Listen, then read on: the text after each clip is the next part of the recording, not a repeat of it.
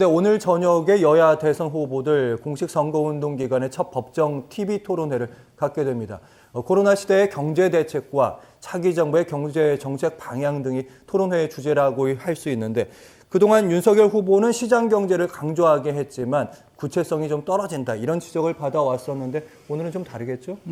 다르다라는 모양새, 이미지를 줘야 될 것 같아요. 그러니까 저는 이번에 윤석열 후보가 경제 주제 TV 토론에서는 두 가지 전략이 있다고 보여집니다. 하나는 나는 경제 문제에 그렇게 약하지 않아요. 라는 것을 드러내기 위해서 약간 좀 어려운 말들이라든지 어려운 단어를 갖고 이재명 후보를 공격할 수도 있다. 그러니까 맞춤형 생산 복지라든지 역동적인 혁신 성장이라든지 이런 것들에 대해서 좀 장황하게 본인 생각을 얘기할 수 있을 것 같다는 생각이 들고요. 또 하나는 이재명 후보의 캐치프레이즈인 유능한 경제 대통령이라는 것을 깨기 위해서 상당히 여러 가지 근거를 갖고 공격을 할 것 같아요. 예를 들면은 당신이 경기도 지사였을 때 2018년도에 경기도의 성장률이 6%였는데 2020년도에는 0.3%였어. 이게 어떻게 유능한 경제 대통령이 되겠다는 사람이 경기도지사 때 이렇게 성장률을 하락시켰느냐. 다른 데는 그래도 평균적으로 전국으로 따져보면 한 4.3% 돼. 이거는 당신은 유능하지 않다라는 증거야. 라고 해서 막 공격할 것 같기도 하고요. 저는 후보들 간에 이런 논쟁이 있었으면 좋겠어요. 뭐냐면 지난 14일 날에 한국 매니페스토 실천 본부에서 각 정당의 후보들의 공약과 예산 부분을, 재원 마련 부분을 한번 검토를 해봤거든요. 네. 그런데 이재명 후보 같은 경우에는 공약이 한 300건 정도가 되고요. 그 공약을 이재명 후보는 270개 공약이고요. 그 공약을 달성하기 위해서 대략 300조의 재원이 필요하대요. 재원 마련 어떻게 할 거냐. 이렇게 하면 지금까지는요, 각 후보들이 예산 계주 조정하고요. 좀 이 분야에 있었던 예산 좀 이쪽으로 끌어오고요. 이런 식으로 좀 조정을 하면은 마련할 수 있습니다라고 하거든요. 합쳐놓으니까 이게 300조잖아요. 이 돈 어떻게 마련할 거냐고요. 증세를 얘기하는 후보는 없어요. 그렇다면 이거는 허구다라고 볼 수밖에 없거든요. 이런 논쟁을 오늘 제대로 후보들끼리 해줬으면 좋겠다라는 생각이 듭니다. 네, 경제에 대한 윤석열 후보의 구체적인 강론까지 나올 거다 말씀. 일단 이재명 후보는 유능한 경제 대통령 얘기하고 있는 만큼에 지금까지는 복지보다는 이제 성장 쪽에 좀 더 방점을 찍었는데 오늘도 그 얘기를 할까요? 자연스럽게 나올 수밖에 없지 않을까 싶어요. 왜냐하면 민주당 후보의 경우에는 그동안에 이제 양극화해소, 복지 이런 것들을 주로 강조해 왔거든요. 근데 이재명 후보는 특이하게도 성장을 지금 얘기하고 있습니다. 물론 이제 전환적 공정 성장이라고 하는 여러 개 단어가 같이 이제 포함된 의미로 얘기하고는 있지만 또 어차피 2025년부터 우리나라 인구가 줄어들게 돼요. 고령화가 점점 더 가속화될 거거든요. 출산율이 계속 떨어져 있는 상황에서. 그러면 결국은 생산 가능 인구는 줄어든다는 얘기가 되는 거예요. 그러니까 그럴 때 그런 복지 비용을 어떻게 만들 거냐 이런 문제가 결국 남을 수밖에 없다는 거죠. 그러니까 이런 상황에서 분배 문제로만 얘기해가지고 문제 해결이 쉽지 않다. 이게 다수의 이제 경제 전문가들이 많이 지적하는 사안 중에 하나예요. 근데 그럴 때는 그러면 우리가 지금까지 강점을 가져왔던 IT나 4차 산업혁명 이런 분야에서 어떻게 제조업 중심에서 그런 산업으로 전환할 것이냐. 그런 부분에 있어서의 어떤 이제 우리나라 그 성장을 이뤄낼 것인가 이게 매우 중요하다는 거죠. 그렇게 해서 성장을 어느 정도 유지해 줘야 그래야 어느 한 일방에게 희생이 돌아가거나 이런 일들은 생기지 않을 것이다. 그러니까 이런 부분들 저는 포괄적으로 담고 있다고 생각하거든요. 근데 윤석열 후보는 아마 저는 포퓰리즘이나 아니면은 기본소득 이런 부분들에 집중해서 공격을 할 가능성이 저는 있다고 보이는데요. 그러니까 이거는 윤석열 후보 수준에서는 그렇게 공격할 거라고 저는 생각해요. 왜냐하면은 100만 원을 주겠습니다. 그러니까 100만 원 어떻게 줄 겁니까? 이렇게 단순하게 물어볼 가능성이 있다고 보는데요. 기본소득은 거기서 나온 개념은 아니라는 거 아마 이제 많은 분들이 아실 거예요. 그러니까 총소비를 늘려가는 것에 대해서 일정하게 대책을 만들어주는 측면도 있고요. 그다음에 복지적인 측면에 있어서도 기존의 복지를 어떻게 구조조정하는 문제하고 같이 따라가는 측면도 있는 거예요. 그러니까 그런 것들을 어떻게 행정적으로 절묘하게 조화할 것인가 이게 같이 움직여야 되는 토론의 어떤 내용들이 뒷받침되지 않은 상태에서 100만 원 줄 겁니까? 안 줄 겁니까? 이런 식으로 물어볼 가능성이 있다. 그럴 때 이재명 후보가 얼마나 설득력 있게 그런 얘기들을 할 것이냐. 정말 유능하게 설명할 것이냐. 이런 부분들이 굉장히 중요할 것 같고요. 대장동 이슈나 이런 것들은 아마 이번엔 안 꺼내려고 할 가능성이 있어 보여요. 왜냐하면 꺼내면 되치기 당할 거거든요. 그러니까 그분이라고 국민의힘에서 얼마나 이재명 후보를 비난했습니까? 아예 특정하다시피 했잖아요. 근데 그분이 지금 현직 대법관이라고 하는 녹취록 내용이 나왔어요. 그럼 도대체 그동안에는 뭘 근거로 공격한 겁니까?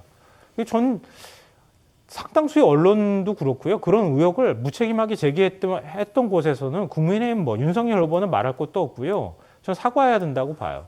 시간 지나고 났다고 해서 그냥 다 지난 일이니까 이렇게 얘기할 문제는 아니잖아요. 그러니까 그것부터 시작해서 굉장히 많은 되치기 할 만한 상황들이 지금 나오고 있다. 그러니까 그런 것들은 아마 저는 좀 기피할 가능성이 있다. 이렇게 보입니다. 그리고 윤석열 후보가 그동안에 TV 토론할 때 보여준 건 사실 저는 제가 볼 때는 태도의 측면이었다고 생각하거든요. 굉장히 무능력하다고 하는 국민들의 생각들이 있었단 말이에요. 근데 막상 보니까 그 정도는 아니네 이러면서 기대치가 조금 높아졌는데요. 전 좀 부당하다고 생각하는 측면이 있어요. 왜냐하면 초등학생한테 중학교 문제 풀라고 시켜놓고 중학교 수준에서 한 70점 맞았네. 그럼 아주 못하는 건 아니네. 그 정도 이제 했단 말이에요.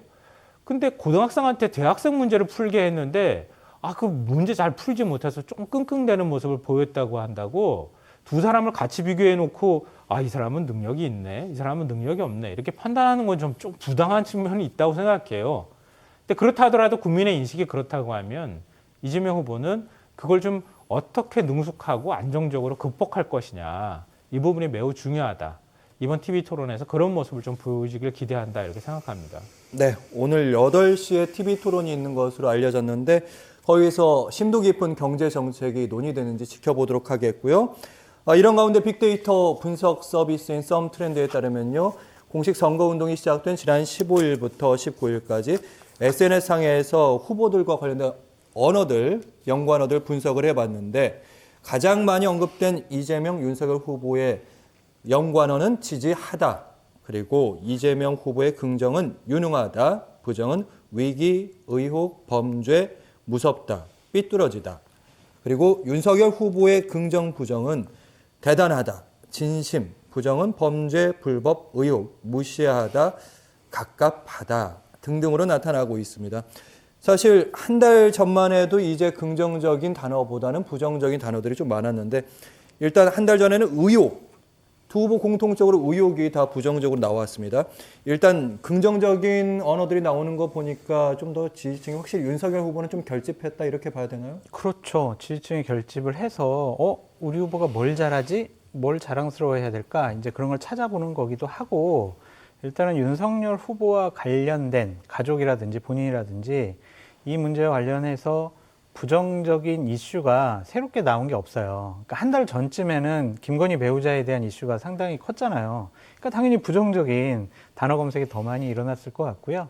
그 이후에 윤석열 후보가 위기 관리를 잘해서 그런지 더 이상의 의혹이 나오지를 않는 것 같고 새로운 의혹이 나오지 않는 것 같고 또 하나는 본인이 그렇게 큰 실수를 하지 않는 것 같아요. 그래서 부정적인 언어가 상당히 줄어들었다라고 보여지고요. 어차피 투표일 가까울수록 지지층은 결집할 수밖에 없다. 그래서 긍정적인 검색어가 더 나올 수밖에 없다라고 보여집니다. 네, 김성환 평론가께서는 연관어 트렌드를 오래전부터 봐오셨는데 지금 그리고 앞으로 어떻게 될지 좀 봐주신다면요? 그러니까 저도 이거 이제 대선 기간 시작할 때부터 들여다봤거든요. 시작하기 전부터 들여다봤어요. 근데 과거에 이제 트럼프 대통령이 당선될 때 구글은 알았다 이렇게 얘기가 나왔던 게 바로 이제 이런 것 때문에 그런 거였는데요. 이재명 후보의 검색률은 계속 꾸준히 높았어요. 부정적인 검색이요? 아니요. 그러니까 검색? 이재명 후보의 언급량 자체는 항상 윤석열보다 높아요. SNS나 유튜브나 이런 데서 언급량은 높은데요. 긍부정은 항상 갈려요. 그러니까 이게 과연 어느 정도, 그러니까 과거에 트럼프 대통령이 당선될 때 그때와 같이 이렇게 대치해서 비교할 수 있겠는가 이런 의문을 끊임없이 가졌거든요. 그리고 긍정 연관어하고 부정 연관어도요. 저는 세세하게 들여다봐야 된다고 생각해요. 왜냐하면 긍부정이 같이 들어가는 경우가 굉장히 많고 부정으로 평가가 되는데도 불구하고 오히려 긍정적인 이슈인 경우가 많아요. 이게 다 뒤섞여 버려 있다는 거죠. 썸 트렌드 하나만 가지고 우리가 단정적으로 이렇다 이렇게 평가하기는 좀 어렵다. 개인적으로는 그런 결론을 사실은 내렸는데요. 근데 중요한 건 그거 같아요. 그러니까 그동안의 가족 리스크와 관련되는 부분에서 양쪽에 여러 가지 의혹들이 나온 건 사실이거든요. 그러니까 그럴 때 민주당에서 그런 것들을 어떻게 잘 반박하고 어떻게 선거제를 치렀는가 이런 거에 있어서는 저는 뭐 우리 그러잖아요. 재판할 때도 죄질의 측면을 많이 이제 얘기를 하잖아요. 재판장이. 그러니까 죄질 면에서는 전 윤석열 후보가 굉장히 또 나쁘다고 생각해요. 저는 개인적으로. 그럼에도 불구하고 국민들 입장에서는 거의 비슷한 걸로 지금 생각하고 있다는 거예요. 이거는 어찌 보면 민주당의 선거운동을 좀 잘못한 측면이 있다 이렇게 생각하고요. 마지막에 가가지고 정말 중요한 부분은 윤석열 후보는 끊임없이 정권 교체론을 얘기하잖아요. 그래서 문재인 정부를 심판하자고 얘기하고 있고 문재인 정부와 이른바 좌파라고 하는 사람들을 색깔론을 얘기하면서 계속 뭐 낫지 이런 발언들을 거침없이 지금 얘기하고 있단 말이에요. 일종의 이제 증오를 유발시키는 방식으로 정권 심판론을 유지하는 이런 선거 전략을 취하고 있다는 거죠. 그런 면에서는 트럼프식 선거운동하고 거의 비슷한 모습을 보이고 있는데요. 전 촛불을 들었던 국민이라고 생각하거든요. 단순히 그런 거에만 국민들이 판단하지는 않을 것이다라고 개인적으로는 생각합니다. 정권 교체, 이명박 정부, 노무현 정부에서 이명박 정부로 정권 교체 넘어갔지만 제가 직접 목격한 당사자이기도 하고 피해자이기도 한데요. 그 다음에 국정원 댓글 사건부터 정보기관들이 얼마나 여론에 개입했고 문학의 블랙리스트했고 언론계 블랙리스트했고 그 다음부터 얼마나 민주주의가 퇴보했습니까? 최근에 한 현직 역사교사 얘기를 들었는데요. 네. 박근혜 정부 시절에 국정교과서 만든다고 했을 때 역사교사들한테 그 교과서 미리 배포했다고. 근데 그 역사 교과서 보면서 정말 놀랬던 부분이 민주화운동이 단 4줄 서술돼 있었다는 걸 얘기를 전해주더라고요. 박근혜 정부 때도 그랬습니다. 지금 역사교과서는 어떠냐고 제가 물어봤어요. 그래서 박정희 정부는 공과 과가 절반씩 상세히 기술됐다고 얘기합니다. 다시 또 되돌아가는 거예요. 정권 심판한다고 대한민국이 나아진다. 전 그렇지 않다고 생각합니다. 국민들이 그것만 보고 지금 생각하지는 않을 거라고 생각합니다. 제가 짧게 길게는 듣겠습니다. 반박을 예. 안 하고 짧게 말씀드리면 공정과 정의를 원했던 그러한 촛불 정신을 훼손한 것이 문재인 정권이었고 그래서 지금 정권 교체론이 높다라고 말씀만 드릴게요. 네, 오늘 마지막 말씀 들었습니다. 김성환 시사평론가 그리고 장성철 교수와 함께했습니다. 말씀 잘 들었습니다. 고맙습니다.